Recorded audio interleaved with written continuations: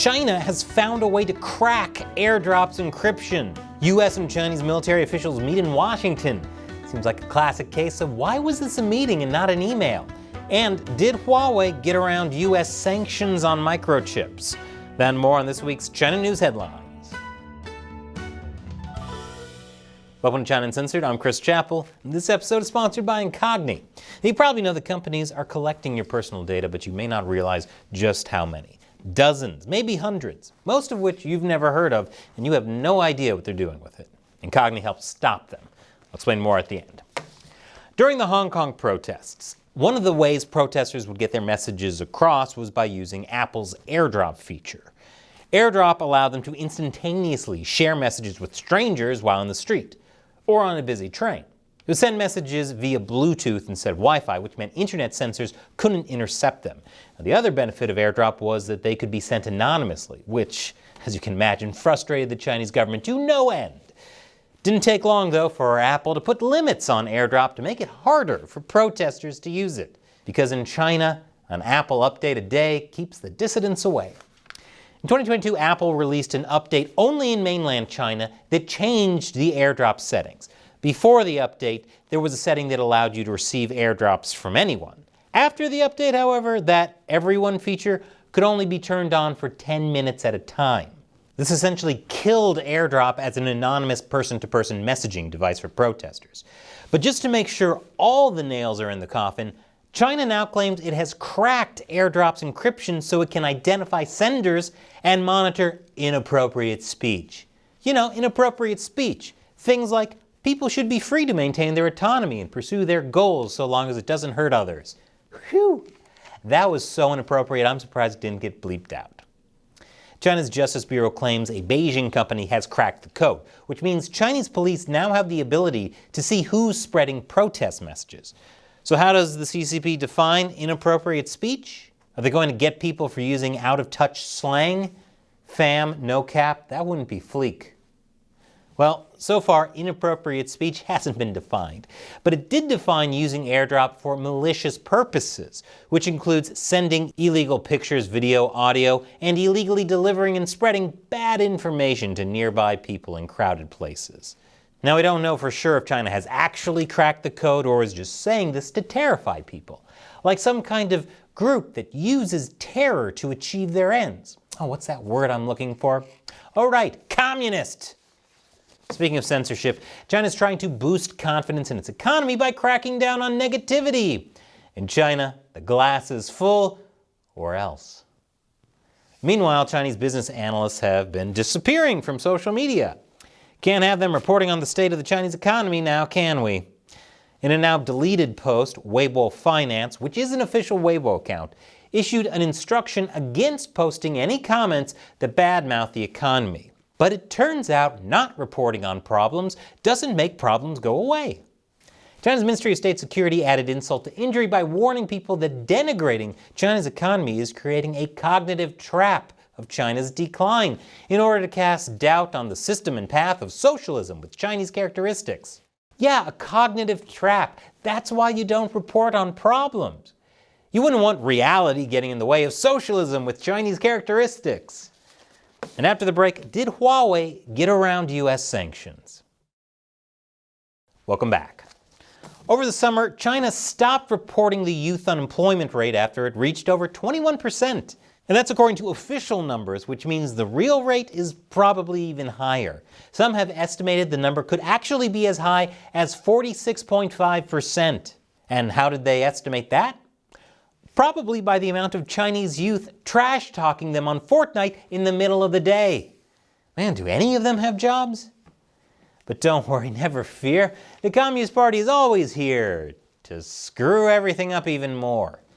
Now, the Communist Party's watchdog is warning businesses that a graft crackdown is coming. In its warning, it highlighted the problem of cross-border corruption and fraudulent official statistics, an issue the Justice Ministry has previously highlighted as damaging government credibility. First off, what credibility does the government think it still has?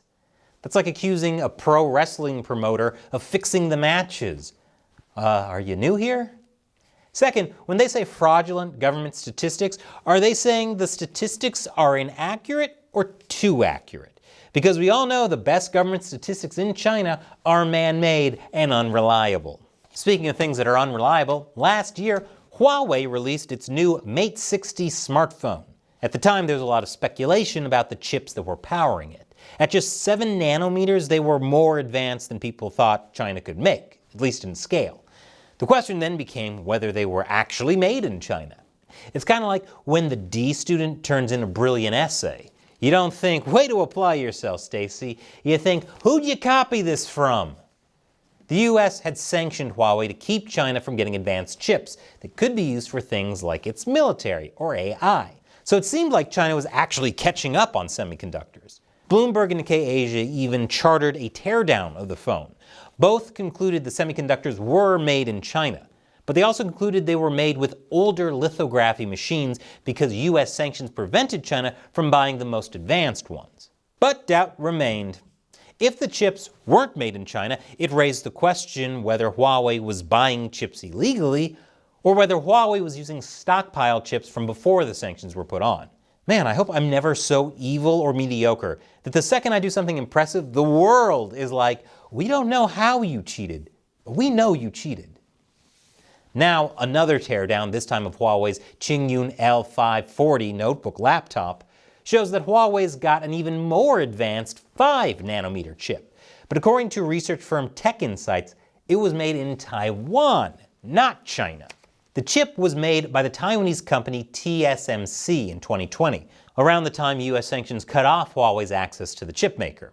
That means it either got its hands on a 3-year-old TSMC chip or it's using one stockpiled from before the sanctions. Now, despite China constantly threatening to invade Taiwan, TSMC is desperately begging the US to let it provide chips to China. It's like they have a death wish. But this puts some brand new doubts in the air about the chips from the Mate 60. If China wants my advice on getting good chips, I highly recommend the Doritos Flaming Hot Lime Cheddar Cheese. They've got just the right amount of kick for their size, and no one will be mad at you for stockpiling them. And speaking of US-China trade, China might no longer be the single biggest exporter to the US anymore. If US commerce data released earlier this week is any indication, Mexico surpassed China for the first time in 17 years. This could be in part to the Biden administration's push to friendshore, which means shifting trade to friendlier countries.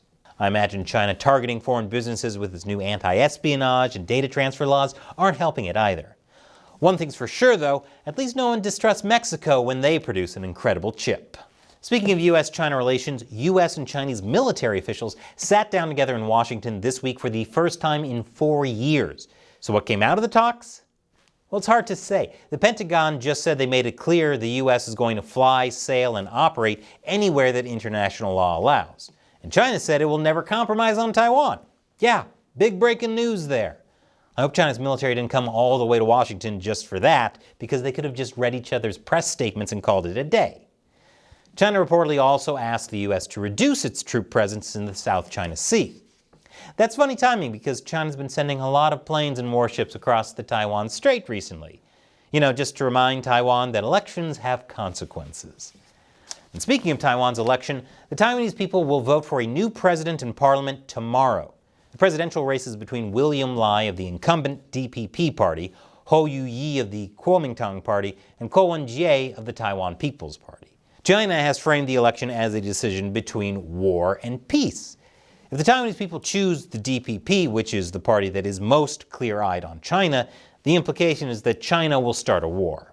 So Happy New Year! Now there's a video I want to show you that I think you'll like, but first, this episode is sponsored by Incogni. Whenever you do anything online or use apps on your phone, there's a huge number of companies that collect your personal data. When I signed up for Incogni, I discovered there were dozens of data brokers that potentially had my private information without my permission. And these companies can get hacked, spreading my private information even more widely. For example, in October, hackers breached Okta. Have you heard of it? It's a huge cloud-based identity management company. They manage the identities and login credentials for employees at 18,000 companies. But Russian hackers got in and stole everything. So if a big company like that, which specifically manages people's data, can be hacked, imagine how vulnerable the hundreds of smaller ones that have your personal data are. So what can you do? Get as many of these companies as possible to delete your data off the internet. And that's what Incogni does for you. Incogni has already gotten my details removed from 175 of these data brokers, with a lot more in progress. And I don't have to do anything after signing up. Incogni just handles it. So I recommend you get Incogni for yourself and reclaim your own data. Go to incogni.com/uncensored and use the code uncensored to get 60% off an annual Incogni plan. Get your personal data off the market with Incogni. And check out this video from my new show, Deep Thoughts While Gaming. Once again, I'm Chris Chappell. Thanks for watching China Uncensored.